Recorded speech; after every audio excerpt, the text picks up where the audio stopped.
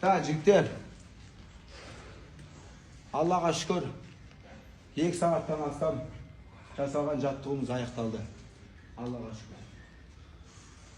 Сендермен жаттығу жасау, сендерді жақсарту, сендердің қатарында болу, ол Алланың берген маған деген үлкен нығмет бақты.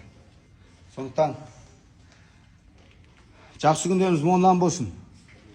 Ең бастысы сыйластық болсын. Үлкен-үлкенді, кіші-кішіні сыйлап құрметтеу керек.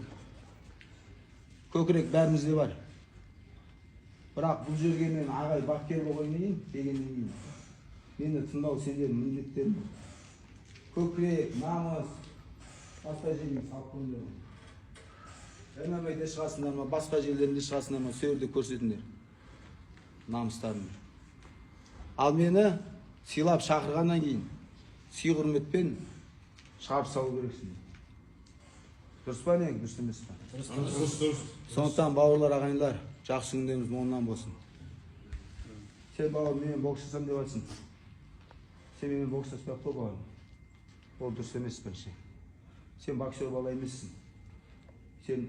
Мен өмір бақи бокс саласына келетін адаммын.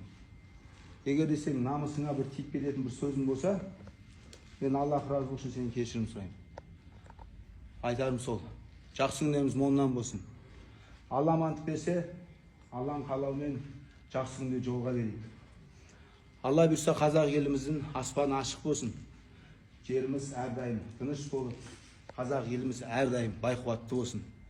Қанша биікте самғасақ та, қанша жай жерде жүрсек те адами қасиетімізді жоғалтпайық болғанмен. Алла тағала абыройымызды жеңімпаз қылып көтерсе де, байлықпен көтерсе де, қандай дәрежемен көтерсе де, бұл өмірде адами құндылығымызды жоғалтпау. Қолдан келгенше қоғамға пайдамызды тидіру.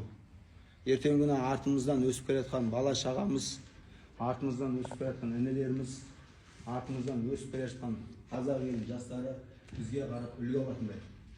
Бүгінгі жаттығуымыз аяқталды жігіттер. Алла тоқтап болсын.